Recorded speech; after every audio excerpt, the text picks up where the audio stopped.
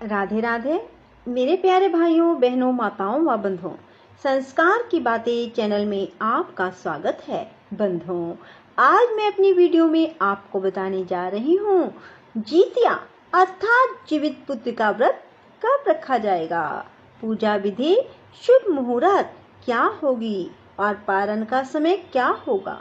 बंधुओं, यदि आपने YouTube चैनल संस्कार की बातें अब तक सब्सक्राइब नहीं किया तो जरूर करें और बेल आइकन दबाना ना भूलें ताकि आपको हमारी आने वाली सभी वीडियोस की जानकारी सबसे पहले हो सके। बंधुओं, जितिया अर्थात जीवित पुत्री का व्रत इस साल 6 अक्टूबर को रखा जाएगा। बंधुओं, हिंदू पंचांग के अनुसार जितिया अर्थात जीवित पुत्री का व्रत आश्विन मास के कृष्ण पक्ष की अष्टमी से नौमी तिथि तक रखा जाता है। इस व्रत में महिलाओं को एक दिन पहले से तामसिक भोजन जैसे कि प्याज, लहसुन, मांसाहार का सेवन नहीं करना होता। इसके साथ ही ब्रह्मचर्य का पालन करना बहुत जरूरी होता है। बंधुओं, जीवित पुत्री का व्रत महिलाएं 24 घंटे निर्जल रहकर करती हैं। इस व्रत के पुण्य प्रताप से संतान की आयु लंबी होती है, संतान सौभाग्य को प्राप्त करती है। बंधुओं, जितिया व्रत का महत्व क्या है?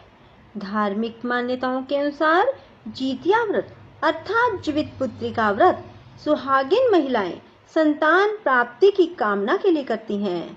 जीवित पुत्री का व्रत में महिलाएं 24 घंटे का निर्जल उपवास करती हैं। इस व्रत के पुण्य प्रताप से संतान की आयु लंबी होती है। जितिया व्रत अर्थात जीवित पुत्री का व्रत करने से नवविवाहित महिलाओं को संतान की प्राप्ति होती है। जीवित पुत्री का व्रत आश्विन मास के कृष्ण पक्ष की अष्टमी तिथि से लेकर नौमी तिथि तक किया जाता है। इस व्रत को उत्तर प्रदेश, बिहार, झारखंड और पश्चिम बंगाल की माताएं अपने पुत्र की लंबी आयु, समृद्धि, उन्नति के लिए 24 घंटे का निर्जला व्रत रखकर करती हैं। बंधुओं, जीवित पुत्री का व्रत कब है?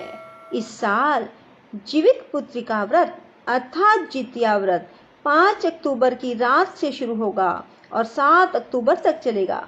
यह त्योहार 3 दिन तक चलता है। इस व्रत की शुरुआत नहाए खाए से होती है।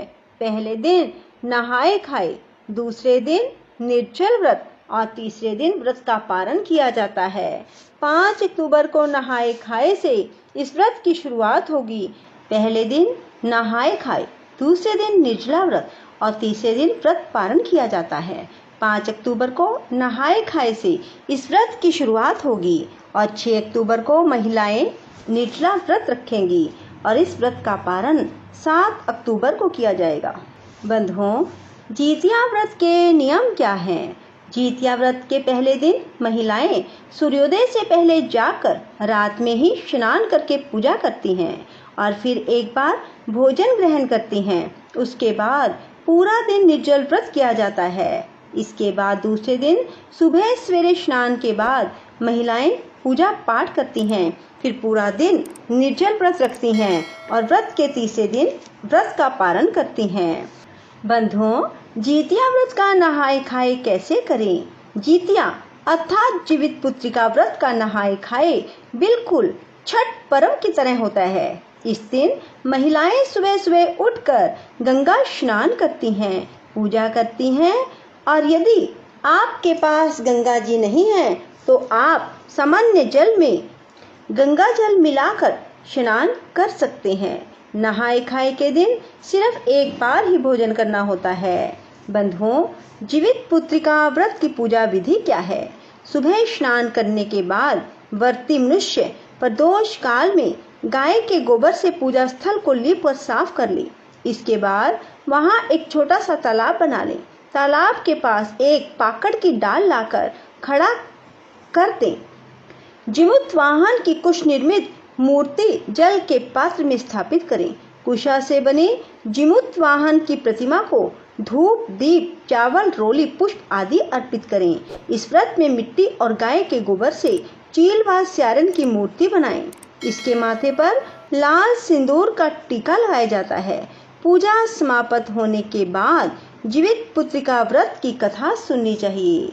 बंधुओं, जीवित पुत्रिका व्रत अर्थात जितिया में कौन से भगवान की पूजा की जाती है?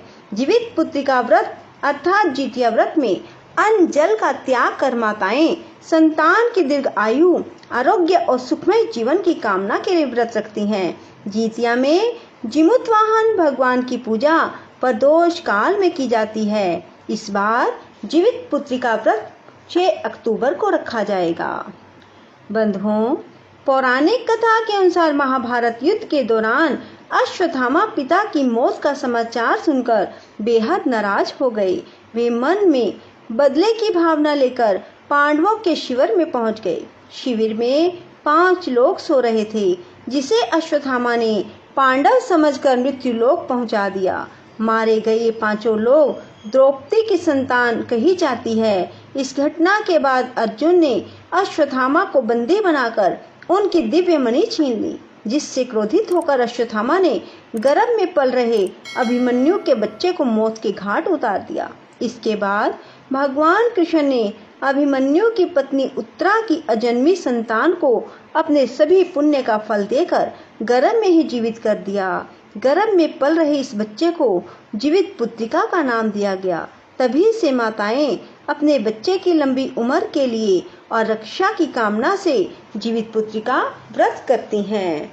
बंधुओं, यदि आपको हमारी वीडियो पसंद आए तो इसे लाइक करें और कमेंट बॉक्स में राधे राधे जरूर लिखें। धन्यवाद।